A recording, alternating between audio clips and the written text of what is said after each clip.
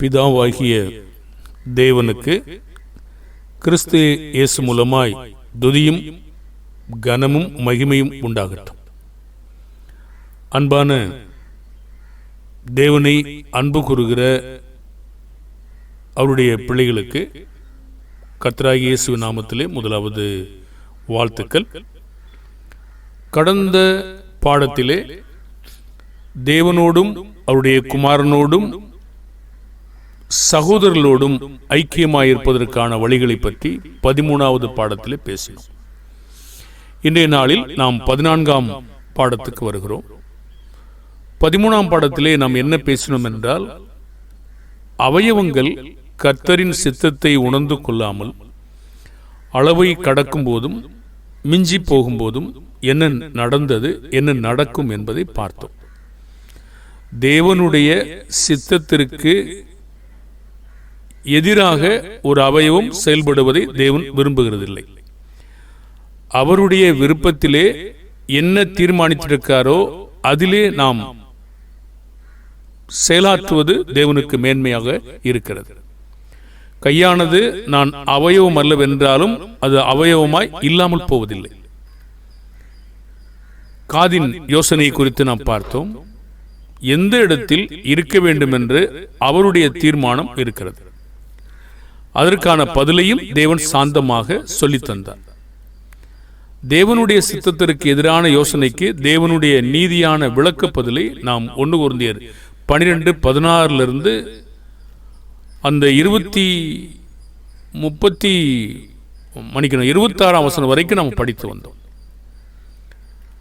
அப்ப ஏன் இந்த சரீரத்தை இப்படி அமைத்திருக்கிறார் என்றால், கனவீனமாய் காணப்படுகிற அவயவங்களுக்கும் லட்சணமில்லாத அவயவங்களுக்கும் தேவைப்படுவதனால் அதிக கனத்தை கொடுக்க வேண்டிய அவசியம் இருக்கிறது. பிரிவினை இல்லாமல் சரீரத்தை இப்படி அமைத்திருக்கிறார். நாம் எல்லோரும் போதிக்கணும், எல்லோரும் பாடணும், ஆனா எல்லோரும் போதகர்கள் அல்ல. அப்படியே எல்லோரும் போதகர் என்றால் மற்ற அவயவங்கள் எங்கே? எல்லாம் சரீரம் எங்கேன்னு தேவன் கேட்கிறார். அப்படியானா சரீரத்திற்கு இந்த அவயவங்கள் தேவைப்படுகிறது. அந்த அவயவங்கள் அதன் ஸ்தானத்திலிருந்து தேவனுக்கு பிரியமான வேலை செய்வது மேன்மையானது, ஒத்திசைவு சரியானது. எல்லாரும் கற்கணும், எல்லாரும் தேர்றது இருந்தாலும் தேவன் எப்படி திட்டம் வைத்திருக்காரோ அவ்வாறே செயல்படணும். ஏன்னா தேவன் அவ்வாறு வைக்கல. சரீரம் முழுவதும் கண்ணானால் 12ஆம் அதிகாரம் 1 கொரிந்தியர் 17:18 செவி எங்கேன்னு கேட்கிறார். அது முழுவதும் செவியானால் மோப்பம் எங்கேன்னு கேட்கிறார். தேவன் என்ன செய்திருக்கிறார் என்றால், தமது சித்தத்தின்படி அவயவங்கள் ஒவ்வொன்றையும் சரீரத்தில் வைத்தார். இதை மீறி நாம் என்ன செய்ய முடியும்? அப்ப நம்ம என்ன அவயவமா இருக்கிறோம் என்று நாம் செயல்படுகிறத பொறுத்து தான் நமக்கு தெரியும். எந்த அவயவங்களும் நம்ம அற்பமாய் எண்ண வேண்டியதில்லை. சரீரத்தின் ஒற்றுமை குலைக்கப்படாதபடி, ஐக்கியம் குலைக்கப்படாதபடி தேவனுடைய மேன்மையான உயர்வான நோக்கத்தை உணர்ந்து கொண்டவர்களாயிருந்து ஒன்றை குறித்து ஒன்று நம் கவலையாதான் எப்பவுமே இருக்கணும். தேவன் இப்படிதான் கணத்தில் குறைவுள்ளதற்கு அதிக கணத்தை கொடுத்து அமைத்திருக்கிறார். ஒரு கேள்வி, நான் சரீரத்தில் எந்த அவயவமாய் இருக்கிறேன்? அதை எந்த அவயவமாய் என்று நான் கண்டுபிடித்தேன் என்றால், நான் தேவனுடைய சித்தத்தை மேன்மையாக மதித்து அதிலே நான் சிறப்பாக மேன்மையாக உயர்வாக பணியாற்றுகிறேனா, அல்லது நான் இந்த அவயவமா இல்லாதபடியினால் இப்படி நான் செய்ய மாட்டேன் என்று நாம் மறுப்பு தெரிவிக்கிறோமா? நாம் கடந்த பாடத்திலே இதை பற்றி பேசினோம். இந்த 14ஆம் பாடத்திலே இந்த ஐக்கியத்தின் மேன்மையான வழி நாம் என்ன செய்யணும்? நாம் ஐக்கியமா இருப்பதற்கு இந்த மாதிரி போட்டி போடாம, பொறாமையா இருக்காம, நான் அவயவம் அல்ல என்று சொல்லாம இந்த இது உணர்ந்து கொண்டிருப்போமானால் நாம் என்ன செய்வோம்? எபேசியர் 4:15-16. முதலாவது, நாம் அன்புடன் சத்தியத்தை கைக்கொள்வோம். வெறுப்பாக இல்லாமல் விருப்பத்துடன், முழு மனதுடன், முழு ஆத்மாவுடன், முழு பலத்துடன் அன்போடு தேவன் எனக்கு கட்டளையிட்டிருக்கிறார், நான் கீழ்ப்படிவதற்கு கடமைப்பட்டிருக்கிறேன், அவருடைய சித்தம் பெரிது, அதுக்கு மேல என்னால் எதுவும் யோசிக்க முடியாது என்று அன்பு கூர்ந்து சத்தியத்தை கை கொள்ளணும். எனக்கு தலையாயிருக்கிறவர் சொல்லுவதை நான் கேட்க வேண்டும். அவயவும் தலை என்ன சொல்லுகிறதோ அதான் கேட்கணும். தலையாரு? கிறிஸ்து. தலையாகிய கிறிஸ்துவுக்குள் எல்லாவற்றிலேயும் நாம் அங்கிருந்தான் வளரணுமே தவிர தனியாக வளரணும் அப்படின்னு யோசிக்க கூடாது. அப்படி யோசனையே தவறானது, வளர முடியாது. ஏன்னா கொடியானது யோவான் 15 செடியில நிலைத்திருக்கணும். 1-9 வரைக்கும் நம்ம வாசிக்கிறோம். தானாய் கனி கொடுக்க முடியாது. நாம் வளர வேண்டும் என்றால் சாராம்சம் எல்லாமே தலையிலிருந்து வர வேண்டுமே தவிர நமக்கு தனியா கிடைக்கும் நினைச்சா கூட கிடைக்காது, உழந்து போவோம். நான் பேசிக்கொண்டு தெரியலாம்.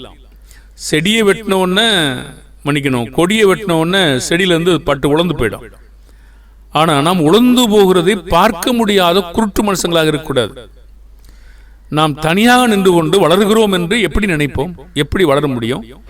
ஏன்னா அவருடைய சாரத்திலிருந்து வராத எந்த ஒரு வேலையும் தலையிலிருந்து, தலையே இல்லைன்னா இந்த அவயவங்கள் எப்படி செயல்படும்? தேவன் ஒரு நோக்கத்தோடு வச்சிருக்காரா? இப்படி நம்ம உணர்ந்து கொள்றோமா? தலையே இல்லைங்க, நம்ம சரீரத்திலிருந்து வெட்டி எடுத்தாச்சு, ஜீவன் இருப்போமா? ஆனா நம்ம வளர்றோம் எப்படி நினைக்கிறோம்? நிச்சயமாக முடியாது. ஆனால் நாம் அது பொல்லாப்பான சாத்தானை தலையாக கொண்டிருக்க முடியும், அவனை பிதாவாக கொண்டிருக்க முடியும். இப்பொழுது தேவன் அதை வேறு நோக்கத்திற்காக பயன்படுத்துவார். சரீரத்தின் நோக்கம் என்ன அல்லது அதனுடைய வேலை என்னவா இருக்க வேண்டும் என்றால், அவராலே சரீரம் முழுவதும் அதற்கு உதவியாய் இருக்கிற சகல கணுக்களினாலும் இசைவாய் கூட்டி இணைக்கப்பட்டு ஒவ்வொரு அவயவமும் தன் தன் அளவுக்கு தக்கதாய் கிரியை செய்யணும். ஒரு வார்த்தை பார்க்குறீங்களா? சரீரம் முழுவதும் அதற்கு உதவியா இருக்கிறது என்ன? சகல கணுக்களினாலும். அது எப்படி இணைக்கப்பட்டிருங்க? இசைவாய் கூட்டி இணைக்கப்பட்டு. எப்படி செயல்படணும்? ஒவ்வொரு அவயவமும் தன் தன் அளவு. நான் என்ன அளவோ அந்த அளவின்படி மட்டும்தான் நான் செயல்படணும். இந்த அளவுன்னு எனக்கு எப்படி தெரியும்? சரி, இன்னொருத்தருடைய அளவுல போய் நான் தலையிடுறேன்னு நமக்கு தெரியுமா? தெரியாதா? ஒரு சமயம் தெரியாம இருக்கலாம். ஆனா உணர்ந்து கொள்ளுதலை தேவனுடைய வார்த்தையிலிருந்து பெறும்போது நமக்கு தெரியாதா? தன் தன் அளவுக்கு தக்க செயல்பட்டா சரி. சரீரத்தில் கை என்ன, கால் என்ன, கண் என்ன, காது என்ன தெரியுதா? இப்ப கால் செய்யற வேலையை போய் கை கொடுக்க கூடாது. எப்பவாது காலு சேதமா இருந்தா கையினால நம்ம தவழ்ந்து போய் முழு சரீரத்தையும் இயக்கி தவழ்ந்தோ உடம்புல தேய்ச்சிட்டு போயோ நம்ம வேலை செய்ய முடியும். இப்போ அந்த சரீரத்தை வளர்ப்பதற்காக, பக்தி விருத்தி உண்டாக்குவதற்காக நம்ம தாங்கி வேலை செய்யறோம். ஆனால் இதெல்லாம் இல்லாத போது நம்ம அளவை கடக்கிறோம் என்று நமக்கு தெரியுமா? மோசையினுடைய எல்லைக்கு போய் அடுத்து கடந்து போனாங்கன்னு தெரிஞ்சுதா? தெரியலையா? தெரிஞ்சதே. இப்படி நம்ம காண முடியும். முதல்ல காண தெரியலன்னா, காணுவதற்கு கண்கள் வேண்டுமென்று நம்ம கேட்கணும். தாழ்மையான இருதயத்தை இருந்தா மட்டும்தான் தேவன் நமக்கு தருவார். பெருமையான இருதயமானது அழிவின் பாதையை நோக்கி போயிட்டு இருக்கோம். ஏன்னா நமக்கு தெரியும், நீதிமொழிகள்ல அழிவுக்கு முன்னானது அகந்தை, விடுதலுக்கு முன்னானது மனமேட்டிமை. அப்ப அழிந்து போற அந்த செயல் பெருமையாக இருக்கும், மேட்டிமையாக இருக்கும், தன்னை உயர்வாக எண்ணும். அப்படி இருந்த ராஜாக்களை நீங்க பாக்குறீங்க, அப்படி இருந்த இஸ்ரவேல் மக்களை பாக்குறீங்க. ஆதியாகமம் தொடங்கி அநேக வேலைகளை இப்படி நாம் பார்க்கிறோம். வீழ்ச்சி தான். அப்போ ஒவ்வொரு அவயமும் எப்படி செயல்படணும்னு கேட்டீங்கன்னா, ஐக்கியத்துக்கு மேன்மையான வழி என்னன்னு பார்க்கிறோம். அளவுக்கு தக்க கிரியை செய்யணும். அன்போடு அந்த சபைக்கு பக்தி விருத்தியை உண்டாக்குறதுக்கான சரீர வளர்ச்சியை உண்டாக்குவதற்கு அது பாடுபடணும். எப்படி பாடுபடணும்? இசைந்து, அளவுக்கு தக்கதாய், அன்போடு, தலையை பற்றி கொண்டு, இப்படி செஞ்சா மட்டும்தான் பக்தி விருத்தி உண்டாக்கும். இதெல்லாம் நமக்கு மேன்மையான ஒரு பாடம். நாம் வளர்ச்சி அடைவதற்கான மிக மேன்மையாக தேவன் வைத்திருக்கிற பாடம். மோசேயினுடைய காலத்தில் தேவனுடைய சித்தத்திற்கு எதிராக வேலை நடந்ததா? தேவனோடு உள்ள ஐக்கியத்தை அது தூரப்படுத்தினதா? என்னாகும் 16:10 தேவன் அவர்கள் கொடுத்த பொறுப்பை, தேவனுடைய சித்தத்தை அவங்க எப்படி எண்ணாங்க? அவர் உன்னையும் உன்னோடு கூட லேவியின் புத்திரராகிய உன்னுடைய எல்லா சகோதரரையும் சேர பண்ணினதும் உங்களுக்கு அற்ப காரியமோ? இப்பொழுது ஆசாரிய பட்டத்தை தேடுகிறீர்களோ? அளவு கடந்தாங்களா? தேவனுடைய வேலையில சேர்ந்து அந்த வேலையை அற்பமா எண்ணாங்களா? பட்டம் தேடினாங்களா? மோசேயை பொய் சொன்னாரா? கோராகு கூட்டத்தார் மோசேக்கும் ஆரோனுக்கும் எதிராக நின்றது தேவனுக்கு பிரியமானதா? என்னாகும் 16:11 சொல்றாரு, இதற்காக நீயும் உன் கூட்டத்தார் அனைவரும் கர்த்தருக்கு விரோதமாக கூட்டம் கூடினீர்கள். ஆரோனுக்கு விரோதமாக நீங்கள் முறுமுறுக்கிறதுக்கு அவன் எம்மாத்திரம் என்று சொன்னான். என்னாகமும் 6:1-3 லேவிக்கு பிறந்த கோகாத்தின் குமாரனாகிய இத்சேயாரின் மகன் கோராகு தேவனுடைய சித்தருக்கு எவ்வாறு எதிர்த்து நின்றான்? அவன் சிலரை கூட்டிக் கொண்டான். 1ஆம் வசனத்தில். 2ஆம் வசனத்தில் இஸ்ரவேல் புத்தரில் சபைக்கு தலைவர்களும் சங்கத்துக்கு அழைக்கப்பட்டவர்களும் பிரபலமானவர்களும் ஆகிய 250 பேர்களோடு கூட மோசேக்கு முன்பாக எழும்பி நின்றான். பாருங்கள், இவன் ஒருவன், இன்னொருவன், மற்றொருவன், 250 பேரோடு சேர்த்துக்கிட்டான். யாருக்கு எதிராக? தன்னுடைய அளவு என்னவோ, தேவன் என்ன அளவை கொடுத்தாரோ அது அற்பமா எண்ணி ஆசாரிய பட்டத்தை தேடி தேவன் நியமித்த மனிதனுக்கு விரோதமாக எழும்பினார்.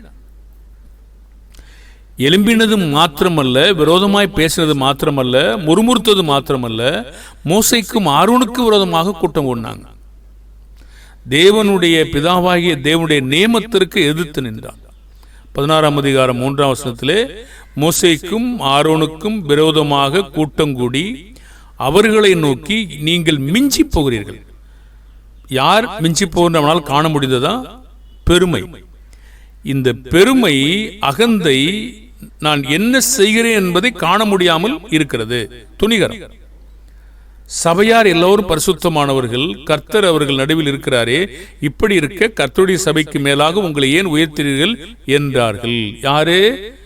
250 பேரோட கூடிக்கிட்டு மோசேக்கும் ஆரோனுக்கு விரோதமாக கூட்டம் கூடி அவங்கள பார்த்து இவங்க பேசுறாங்க. அப்போ கோராகின் புத்தரை குறித்து தேவனுடைய சித்தம் என்ன காரணத்திற்காக கூட்டம் கொண்டாங்க? அவர் சொல்றாரு 8-9ஆம் வசனத்தில், பின்னும் மோசே கோராகை நோக்கி, லேவியின் புத்திரரை கேளுங்கள். 9ஆம் வசனம், கர்த்தருடைய வாசஸ்தலத்தின் பணிவிடைகளை செய்யவும் சபையாரின் முன்னின்று அவர் செய்ய வேண்டிய வேலைகளை செய்யவும் உங்களை தம்மண்டையில சேர பண்ணும்படி இஸ்ரவேலின் தேவன் இஸ்ரவேல் சபையிலிருந்து உங்களை பிரித்தெடுத்ததும்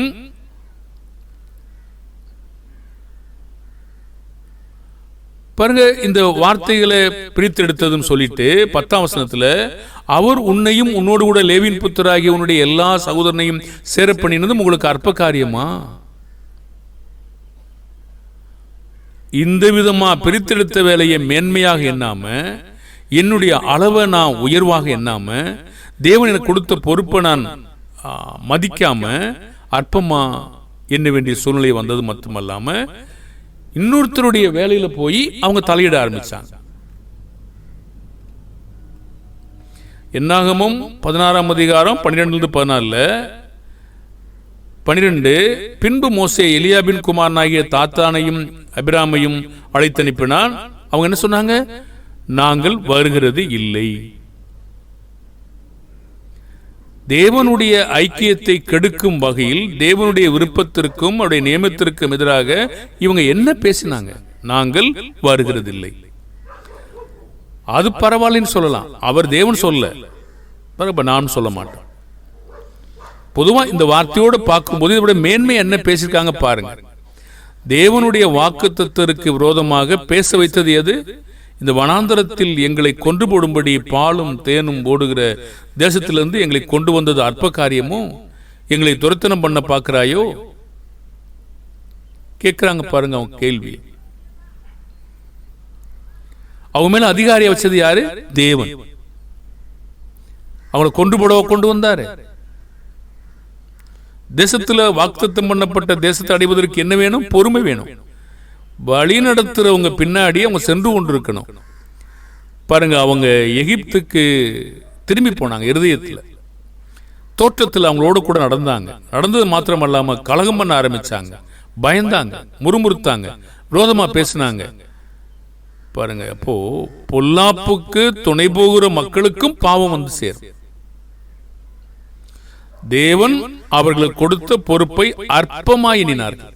10ஆம் வசனம் படிச்சோம். பிரித்தெடுத்து உங்களை சேர பண்ணது உங்களுக்கு அற்ப காரியமோ? இப்ப நீங்க ஆசாரியப்பட தேடிட்டு இருக்கீங்களான்னு கேட்கிறார். வாக்குத்தத்தமான ஆசீர்வாதங்களை பெற்றுக்கொள்ள பொறுமையும் விசுவாசமும் கீழ்ப்படிதலும் வேணும். என்னாகும் 16:14. மேலும் நீ எங்களை பாலும் தேனும் ஓடுகிற தேசத்துக்கு கொண்டு வந்ததும் இல்லை, எங்களுக்கு வயல்களையும் திராட்சை தோட்டங்களையும் சுதந்திரமாக கொடுத்ததும் இல்லை. இந்த மனிதருடைய கண்களை பிடுங்க பார்க்கிறாயோ, நாங்கள் வருகிறதில்லைன்னு சொல்லிட்டாங்க.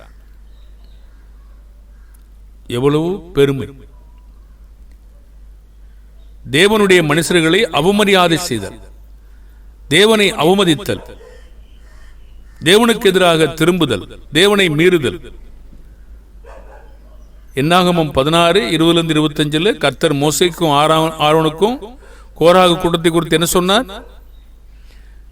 21 இந்த சபையை விட்டு பிரிந்து போங்க, ஒரு நிமிஷத்தில் அவங்க அதமாக்குவேன்னு சொன்னார். மோசையும் ஆரோனும் கர்த்தர் என்ன கேட்டுக்கொண்டாங்க? 22 பாருங்க, இதுதான் தேவனுடைய மனிதர்கள், சாந்தமுள்ள மனிதர்கள், தீங்கு செய்வனுக்கு தீங்கு செய்யாமல் அவனை காப்பாற்றுவதற்காக பிரயாசப்படுகிற மனிதர்கள். அப்பொழுது அவர்கள் முகங்குப்புற விழுந்து, தேவனே, மாம்சமான யாவருடைய ஆவிகளுக்கும் தேவனே, ஒரு மனிதன் பாவம் செய்திருக்க சபையார் எல்லாரும் மேல் கடுங்கோபம் கொள்வீரோ என்றாங்க. இவங்க சாத்தானுடைய வேலை செஞ்சாங்களா இல்ல தேவனுக்கு பிரியமான வேலை செஞ்சாங்களா? முகங்குப்புற விழுந்ததுக்காக இவங்க சாத்தானா இல்ல தேவனுடைய பிள்ளைகளை காப்பாற்றுவதற்கு முகங்குப்புற விழுந்தாங்களா? இல்ல உங்ககிட்ட வந்து விழுந்தாங்களா? தேவனுக்கு முன்னாடி விழுந்திருக்காங்க. பாருங்க, தேவனிடத்தில் ஒன்று கேட்கிற பொழுது தேவன் அழிக்க திட்டமிட்டார். இப்பொழுது அழிக்காதபடி திறப்பின் வாசல் நிற்பதற்காக கேட்டுக்கொண்டிருக்கிறார்கள். ஒரு மனிதன் இத்தனை பேரை திருப்பினான். இன்னைக்கு 250 பேர், அடுத்து லட்சக்கணக்கில். யோசுவாவும் காலேபும் தவிர முதல் எண்ணிக்கையில் இருந்த ஒருவரும் அங்கு இல்லை. என்னாச்சு? ஒரு மனிதன் இத்தனை மனிதர்களையும் மாத்திரமல்ல, அநேக மக்களை, அந்த துர்ச்செய்தியை பரப்பின மக்களும் கெடுத்து விட்டார்கள். தேவனுடைய சித்தத்தை உணர்ந்து கொள்கிற மனிதர்களாக நாம் வாழுகிறோமா இல்ல மனிதனுக்கு எதிராக திரும்புகிறோமா? தேவனுடைய மனிதன் என்றால் இவ்வாறு செய்வான்.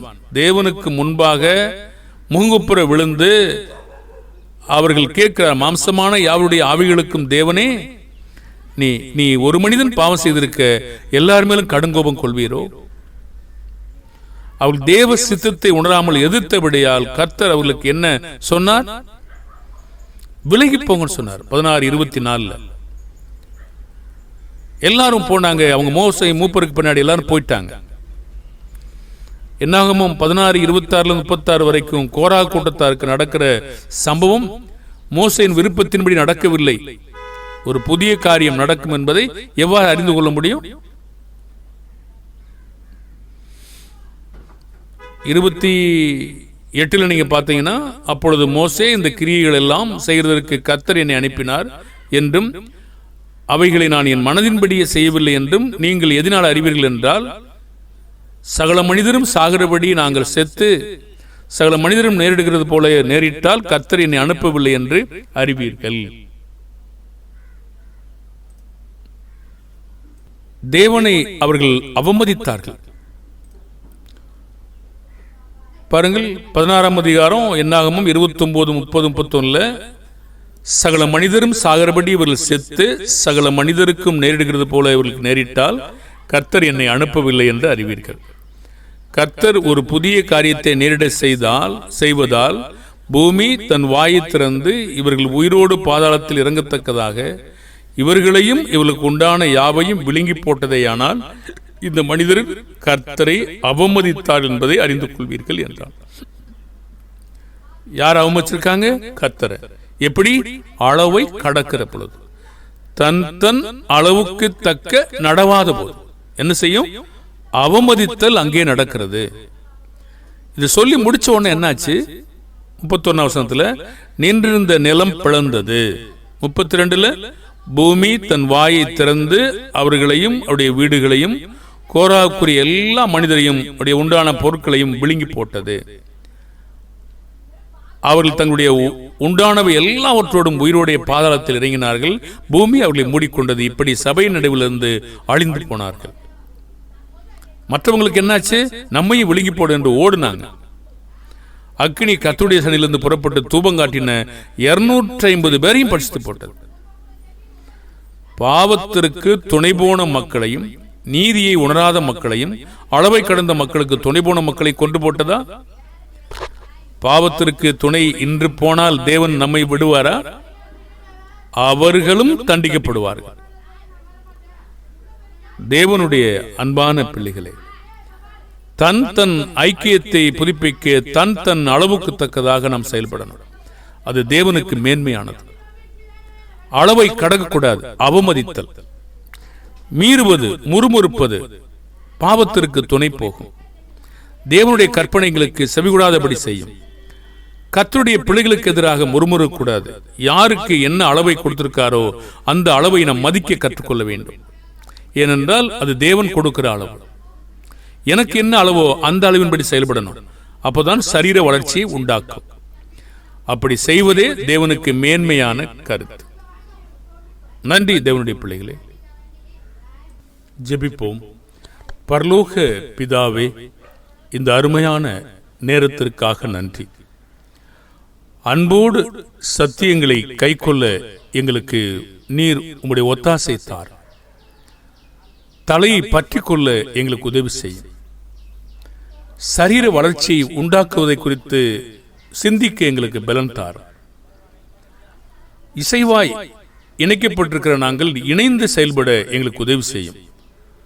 ஒவ்வொரு அவயவமும் சரீரத்தில் இருக்கிறபடியினாலே எல்லா அவயவத்தையும் கனப்படுத்தி தன் தன் அளவுக்கு தக்க கிரியை செய்ய எங்களுக்கு உதவி செய்யும். அன்போடு அவைகளை செய்ய எங்களுக்கு பலன் தாரும். பக்தி விரித்து உண்டாக்குவதற்கு ஏதுவாக சரீர வளர்ச்சியை உண்டாக்க பாடுபட எங்களுக்கு உதவி செய்யும். பிதாவே, அவமதிக்கிற பொழுதும் அற்பமாய் எண்ணுகிற பொழுதும் அளவை கடந்து பட்டத்தை தேடும் போதும் கர்த்தருக்கு விரோதமாய் கூட்டம் கூடும் போதும் அவமதிக்கிற போதும் அவர்கள் அழிக்கப்பட்டார் என்பதை பார்த்து பயமடைகிறோம். பிதாவே, அதற்காக மாத்திரமல்ல, அன்போடு செய்யாவிடில் இவ்விதமான தண்டனை எங்களுக்கு நிச்சயமாய் கிடைக்கும் என்பதை அறிந்து பயத்தோடு உம்மை சேவிக்க எங்களுக்கு பலன் தரும்படியாய் கர்த்தராகிய இயேசுவின் நாமத்தில் செபிக்கிறோம் நல்ல பிதாவே. ஆமேன். வாழ்த்துக்கள் அன்பு தேவ பிள்ளைகளே.